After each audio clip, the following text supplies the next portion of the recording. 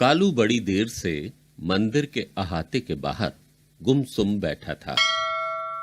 अहाते के फाटक के पास जूते चप्पल सहेजने की कोटरें थीं। वहीं से कोमल हरी धूप की पगडंडी नलों की कतार की ओर जाती थी, जिसके आगे पैर धोने की व्यवस्था भी थी।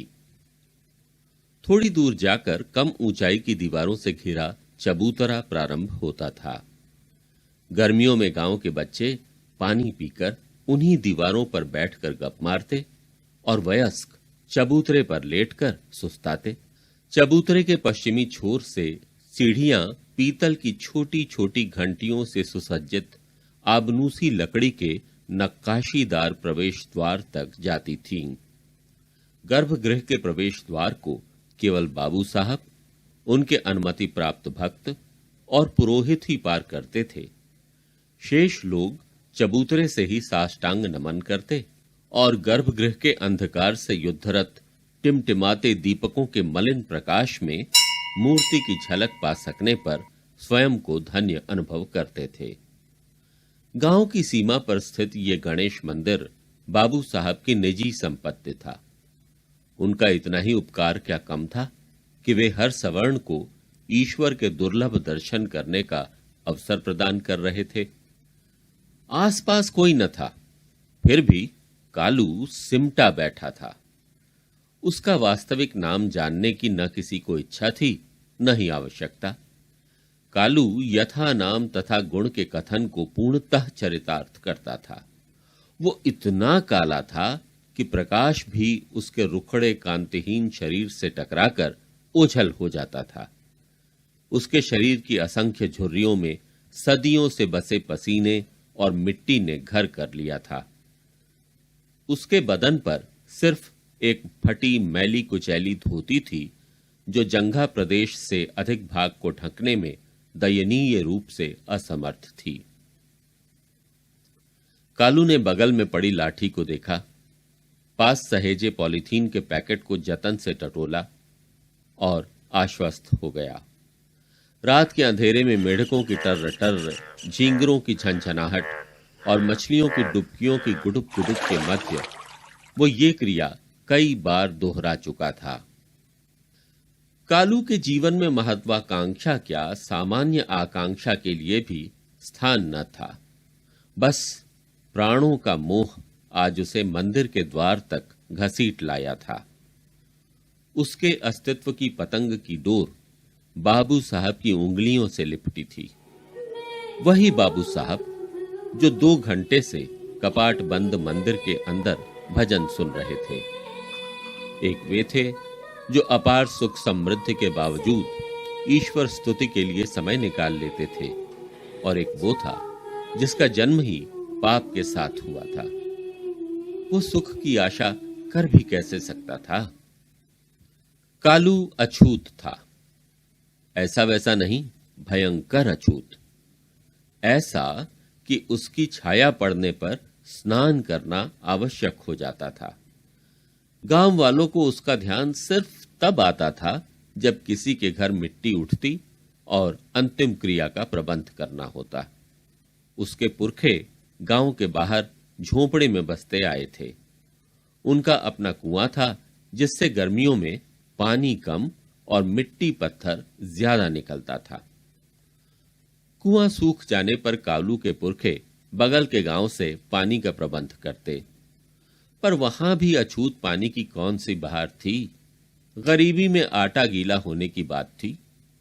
पानी की एक बाल्टी के बदले कई लाठियां चलना और बहुत से सिर फूटना अनहोनी न था। कालू की पैदाइश भी एक ऐसी ही गर्मी में हुई थी जब सूखा कुआं भाई भाई कर रहा था। उस दिन महापाप हुआ था। प्रसव के समय पानी की आवश्यकता दूसरे गांव के अछूत कुएं से नहीं, अपने ही गांव के एक कुलीन कुएं से नजर बचाकर पूरी कर ली गई थी। सारा गांव जवाहरलाल की मौत के सदमे से बौराया हुआ था और चमाइन ने सन्नाटे का लाभ उठाकर छटपट 2 बाल्टी पानी चुरा लिया था। उसकी मां ने इस काली करतूत की किसी को खबर नहीं होने दी थी कई बरस। उसे इस पाप की भनक मूछ दाढ़ी निकलने के बाद मिली थी और वो नई जवानी के उफान के बावजूद सन्न रह गया था। आजादी को चाहे 50 बरस हो जाएं या 150, अछूत को अपनी जगह पहचाननी चाहिए, कालू का अटल विश्वास था। आखिर ये जगह ब्रह्मा जी ने कुछ सोच समझ कर ही बनाई है। वो मानता था कि पूर्व जन्म के पापों के कारण ही आदमी नीच कुल में पैदा होता है, ताकि इस जन्म में उनका प्रतिकार कर ले। उसे दलित दूल्हों के घोड़ी चढ़ने और आनंद मनाने पर घोर आपत्ति होती थी। ऐसे अपराधियों को दी गई हर सजा को वो धर्म संगत समझता था। कालू का पुश्तैनी मसानी का काम महीने 6 महीने में आता था। शेष समय में वो कभी खाल उतार कर चमड़ा सुखाता, कभी नाले खोदता और कभी सुस्ता रहे चरवाहों के ढोर ढंगर चरा दिया करता। बदले में उसे रुपए 2 रुपए, रोटी, कपड़ा कुछ भी मिल जाता था। उसकी जोरू और मां उससे कम डरपोक थी। वे गांव के बाहर जलावन चुनती, घास काटती, गोबर के उपले पाथती और छोटी मोटी चोरियां कर कालू से अधिक धनोपार्जन कर लेती थीं। कालू के बच्चे तो 7 हुए थे। सप्ताह के हर दिन के हिसाब से उनका नाम भी रखा गया था, पर जीवित केवल बुधिया ही बचा था। वो शहर में काम करता था। साल 6 महीने में घर आता तो कुछ पैसे दे जाता था। बुधिया का मन बिना बिजली पानी की झोपड़ी से जल्द उगता जाता और वो 2 दिनों से ज्यादा कभी नहीं रुकता।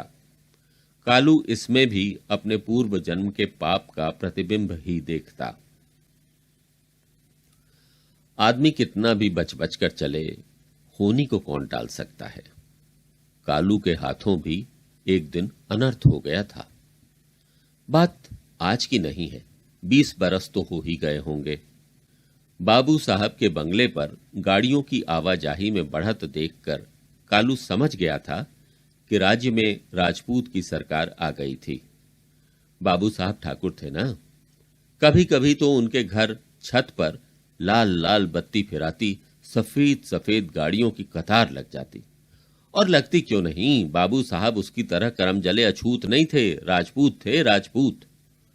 वो दूर बेल के पेड़ और बेर की झाड़ियों की ओट से गाड़ियों से उतरते लोगों को देखता। उनके कपड़े और औरतों के गहने दूर से ही चमकते थे। लगता था वे लोग पृथ्वी लोक से नहीं, सीधा स्वर्ग से उतर रहे हों। बाबू साहब और उनकी मेम साहब मुस्कुरा मुस्कुरा कर मेहमानों से हाथ मिलाते और पता नहीं किस बात पर ठठाकर हंसने के बाद उन्हें महल के अंदर ले जाते। कभी कभी वे लोग महल की छत की गुंबद के पास टहलते दिखते। कालू ज्यादा देर देख नहीं पाता। दरबान को पता चलते ही बखेड़ा खड़ा हो जाता था। लोहे के फाटक के पार से देखने, वहां खड़े होने पर भी उसे डांटने लगता, जैसे कालू के देख भर लेने से बाबू साहब की इज्जत मटिया मेट हो जाएगी। बाबू साहब का जन्म उसके सामने हुआ था, वो उनसे 5 साल बड़ा था, वो कैसे चाहता उनकी बुराई। पर उस बेवकूफ दरबान से कौन माथा फोड़े। उससे तो महल में पहरा देने वाले चारों कुत्ते अच्छे थे। महल के पीछे तालाब था और उसके बाद दूर रेल लाइन तक बाबू साहब के खेत लहलहाते थे। बस वहीं तो हुआ था अनर्थ। उस दिन बाबू साहब के गांव के किनारे वाले खेत में एक अनजान आदमी हल चला रहा था।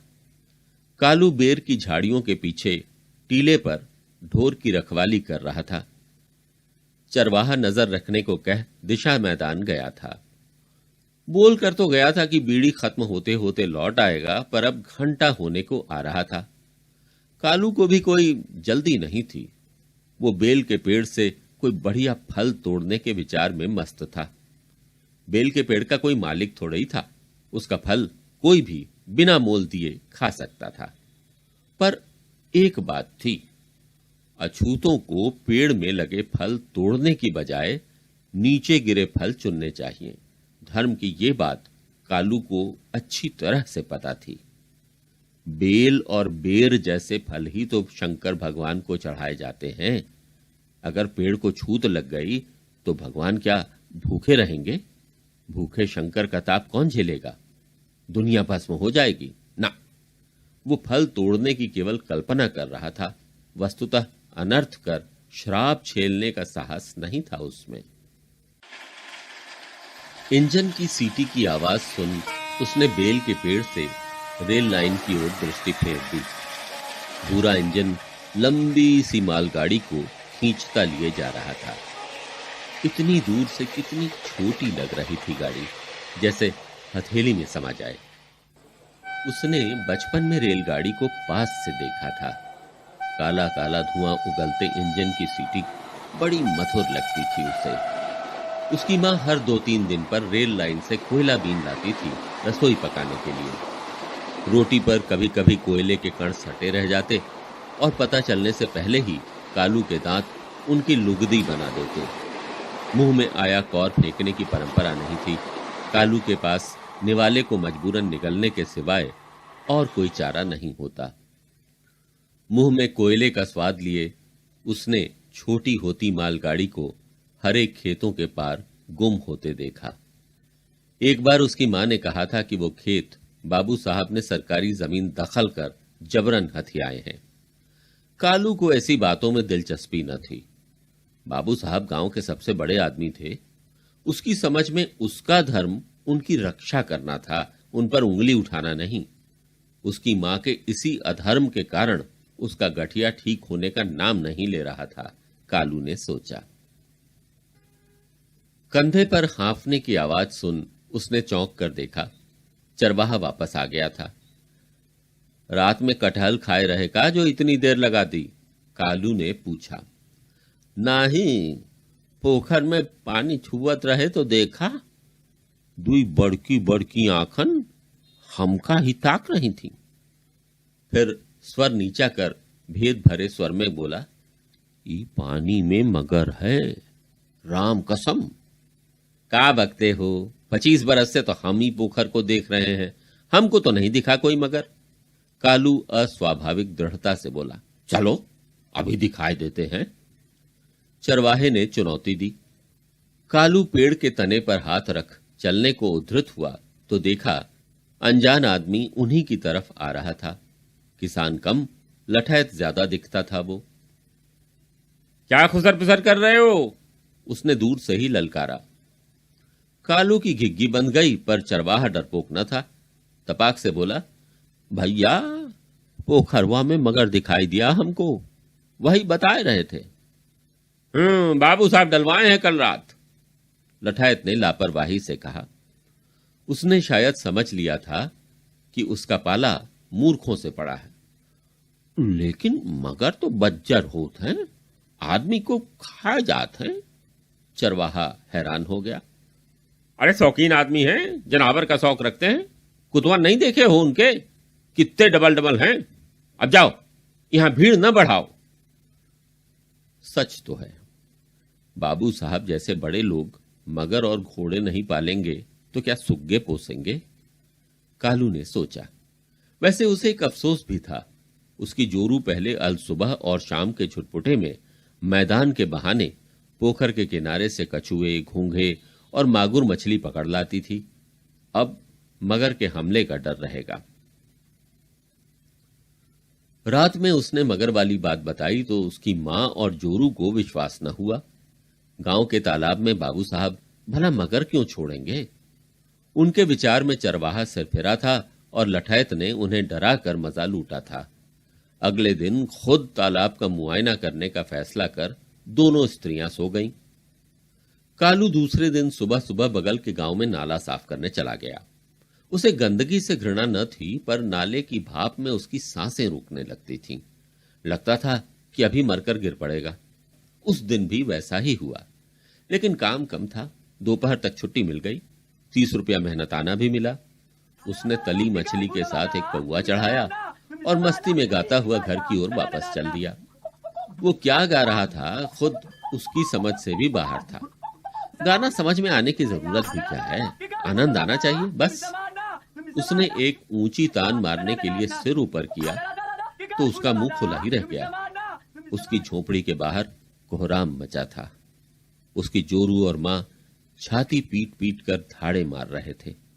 उनकी सारी दौलत, एक टूटी खटिया, एक बांस की मचिया और कुछ बर्तन झोपड़ी के बाहर पड़े थे।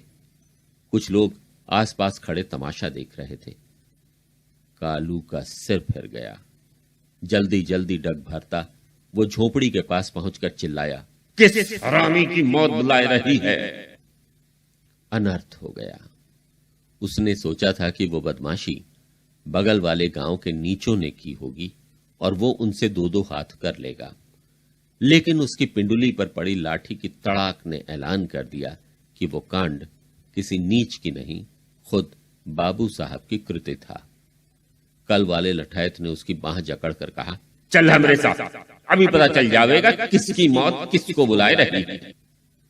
कितनी कठोर थी उसकी पकड़, जैसे लोहे के जबड़े में बांह चली गई हो और सलामत लौट कर आने की उम्मीद न हो।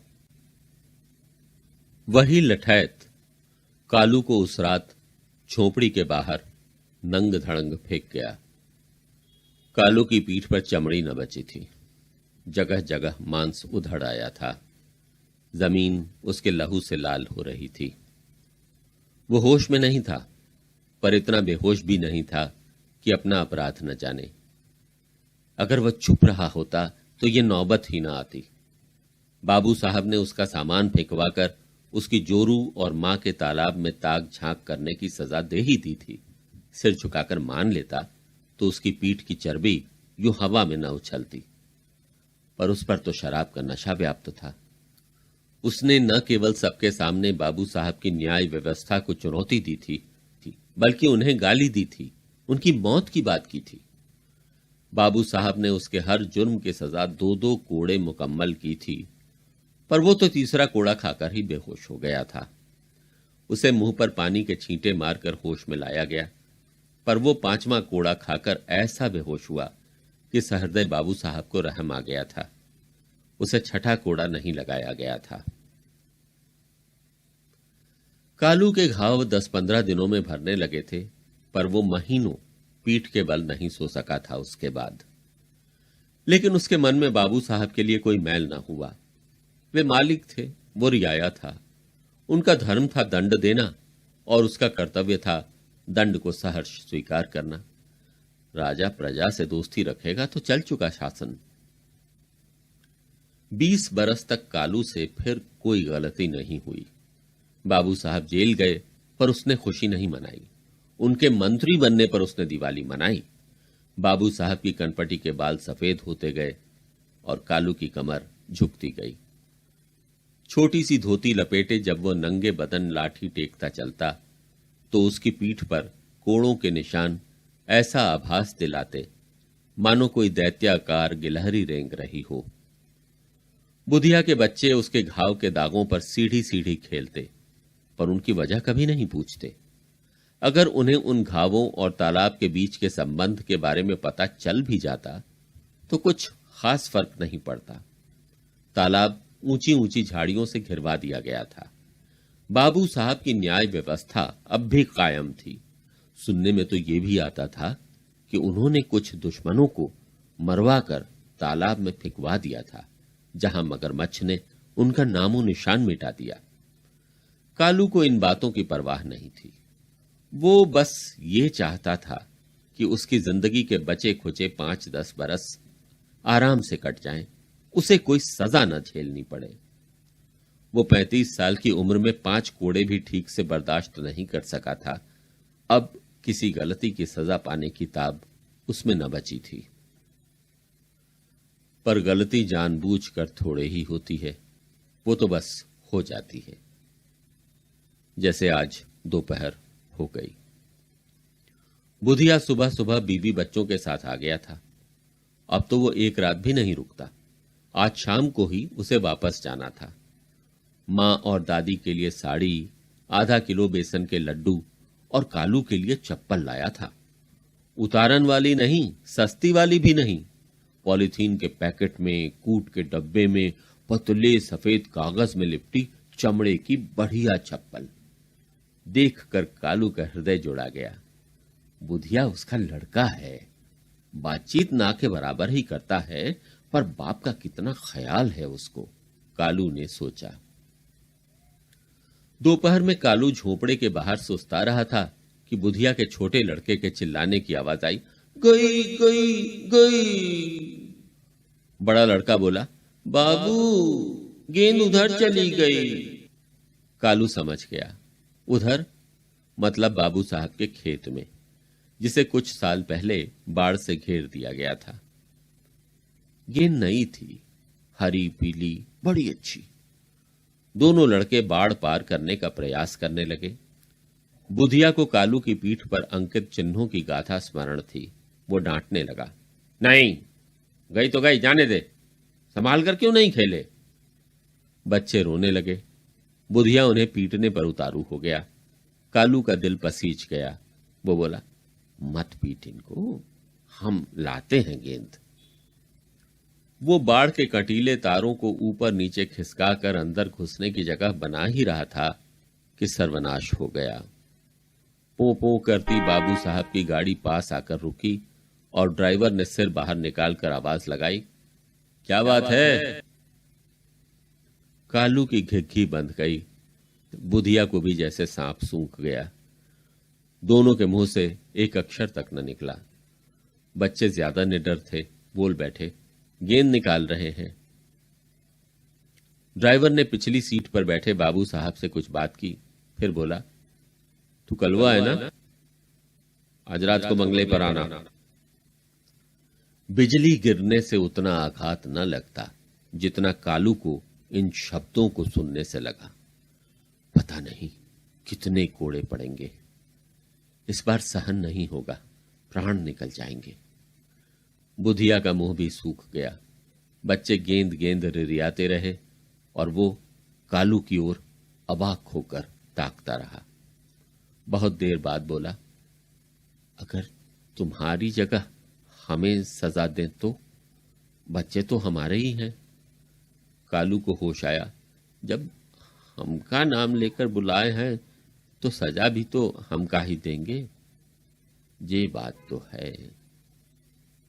बुधिया कुछ देर चुप रहा, फिर बोला, पिछली दफा 5 कोड़े की सजा दी रही ना, सजा 6 कोड़ों की थी, हम झेल नहीं पाए थे 5 के बाद। बात पूरी करते करते कालू के शरीर में झुरझुरी दौड़ गई।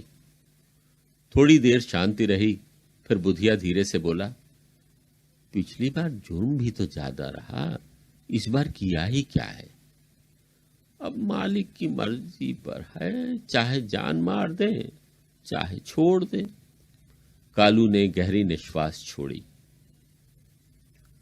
कुछ देर घास का तिनका चबाने के बाद बुधिया अचानक उठकर वहां से चल दिया। थोड़ी देर में वापस आया तो कालू झोपड़ी के आगे निढाल पड़ा था। बच्चे अंदर अपनी मां से बतिया रहे थे।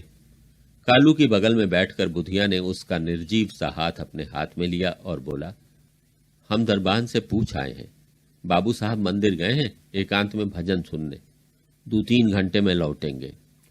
तुम मंदिर के बाहर ही उनके चरणों में गिर जाओ, हो सकता है सजा कम कर दे, 1 कोड़ा तो सह लोगे ना। कालू ने अपने पोपले मुंह से हामी भरी, हाँ 1 कोड़ा तो सह ही लेंगे। सहसा उसमें उत्साह आ गया।